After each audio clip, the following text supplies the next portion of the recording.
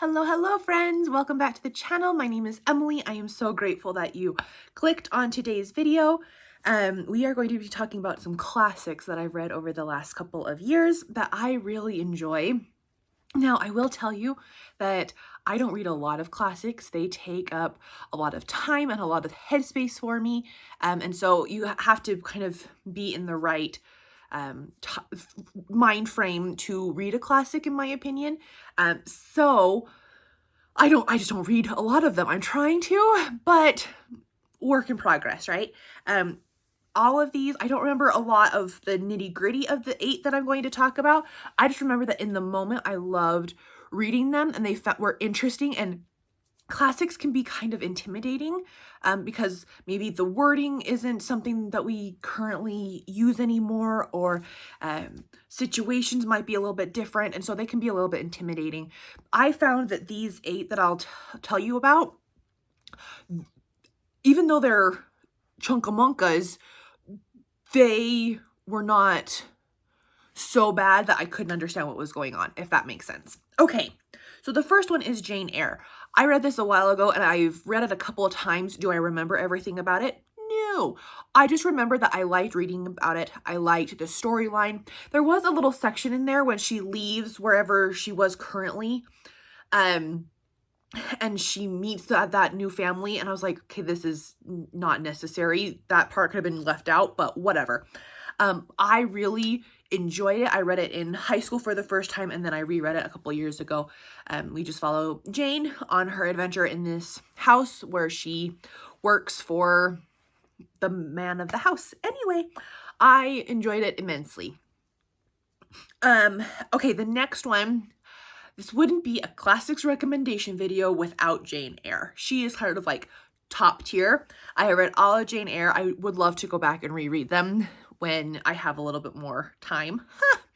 But my favorite one out of all of hers, even like the 3 partly done ones, is Persuasion. I loved Persuasion so much. It's one of their shorter ones, and I loved that that romance, and Wentworth, is that his name?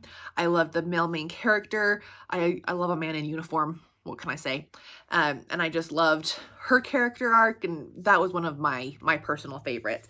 So if you are interested in reading Jane Eyre but are a little nervous, that's definitely one that I would recommend starting with. All of hers are really good. I didn't care for Northanger Abbey, but like Emma and Sensibility and Pride and Prejudice, of course, classics, but Persuasion is my favorite. Okay, this next one may be a smidgen of a stretch, but it's my list. I can stretch it if I want. Is The Screwtape Letters by C.S. Lewis. I loved this book. We read from the perspective of a devil and his underling, and it was fantastic to see sort of that perspective of them trying to get this human to be on their side, but the enemy keeps getting in the way. And as you're reading it, you're like, okay, the enemy. And being someone who has always been taught that Satan is the enemy, you're thinking that, but because Screwtape is the devil here, and from that devil perspective, the enemy is God, right? And so it's an interesting way to think about things, very thought-provoking, it's a very short classic, short C.S. Lewis book, but I loved it. I loved it so much. I want to reread it. I want to get a physical copy and annotate it, because I just listened to it the last time and got it from the library or something. It was superb. Absolutely, completely fantastic. Okay, the next one also is a bit of a stretch, but once again, I'm okay with stretching, is an Agatha Christie, the GOAT of mysteries, total classic, Murder on the Orient Express. So I've read maybe a dozen or so Agatha Christies, maybe more. Not all Agatha Christies are alike in my mind, and she's even said that herself in interviews that she did while she was alive or whatever. But Murder on the Orient Express is fantastic. Such a clever way to wrap up this murder mystery type book. Such a clever cast of characters. Agatha Christie puts a lot of characters into her books. So this is not one that you can like passively listen to. You definitely have to be invested and remembering who each character is, because there's like 15 different characters and they're all together stuck on a train. Woo! So good, so clever. And the way everything was like laid out was brilliant. Absolutely brilliant. I loved it so much. One of my all-time favorite Agatha Christie's. Okay. Look at this bad boy. I had to like chunk it up and be like, okay, I have this many pages. How many pages do I need to make it to read each day so I can get done by the end of the month? When I was reading it a couple years ago, she be a chunker. But it was totally worth it. This is Alexandre Dumas, Count of Monte Cristo. It was so good. Long. Very, very, very, very, very, very long. Once again, you cannot passively just listen to this. I recommend with any kiddos, especially that I'm working with, but anybody in general, classics are, I understand classics better when I tandem read, so when I listen and read at the same time. So that's what I did with this one.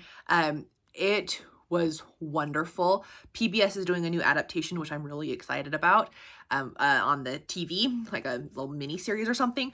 So I've seen different adaptations for movies, but this is definitely one that I think everyone should read because it is very, very, very good. We follow Edmond Dantes, that's right.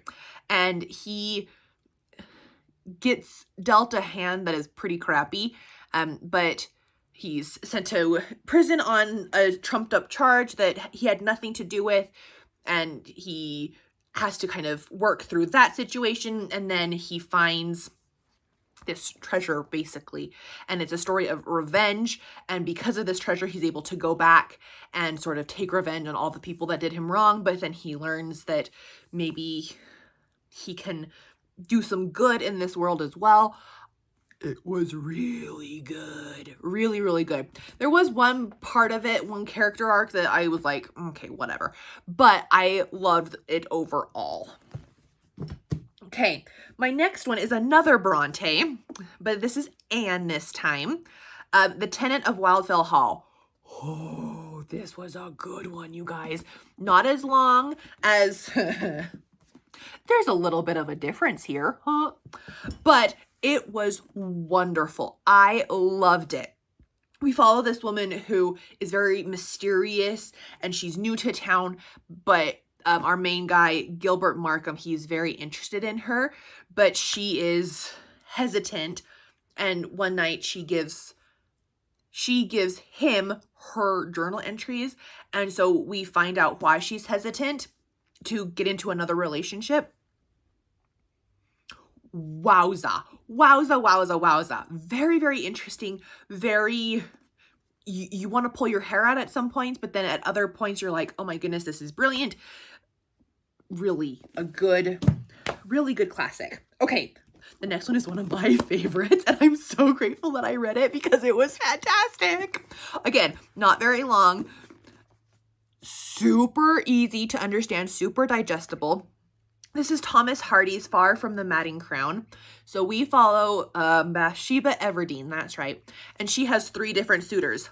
Lucky girl. And she can't decide which one out of the 3 she wants to do. And so she goes through different things with each of the 3 suitors. And so she's trying to figure out sort of her life, and she makes these decisions, and then the decisions come back to kind of haunt her. The ending, like, buckle up because the ending will knock your socks off. Oh my goodness, I did not see the ending coming. I was shocked. I was flabbergasted. I was completely like, so I haven't seen the movie, but I've seen the poster for it. So I knew who she ended up with in the end. And I'm like 3 chapters away from the end, and I'm like, okay, the guy that is on the poster is nowhere to be seen in the book right now. She's still dealing with the other two. The one is getting a little bit like stalkerish, and the Sergeant Troy, he's becoming a pill. What is going to happen? How is Thomas Hardy going to wrap this up? Because I'm really confused. And then he does, and it's like, what? That's insane. Anyway, fabulous. Very easy to understand, very easy to digest and have the picture in your brain. Some of these you're like, what is going on? That one, you understand exactly what's happening the whole time. Okay, the last one is probably one of my favorites. I grew up watching the movie from the 1930s, I think, and it's another chunker. But this is Gone with the Wind by Margaret Mitchell. Oh, we follow Scarlett, who is a ditzy Southern belle, who only cares about herself and thinks that everyone else should only care about her as well. And when they don't, she gets really upset. And then we have Rhett Butler in the mix, and Ashley, and Melanie, and you just fall in love with all of these characters. The movie does a really good job, because I saw the movie first. The movie did a really good job of following sort of what happened in the book. I love sort of the differences that are originally here that they didn't put in the adaptation. I found this very fascinating and very, very interesting. And I just love the characters. These characters Scarlett is absolutely ridiculous, but you want to hate her, but you love her because she's spunky and she gets things done, but you hate her because of the way she gets things done. Anyway, it's wonderful. Okay, so those are my 8 classics. If you have any recommendations, please let me know in the comments. I love talking with you guys down there. And we will just continue on in this wonderful journey of reading books. I'll talk to you guys soon. Bye.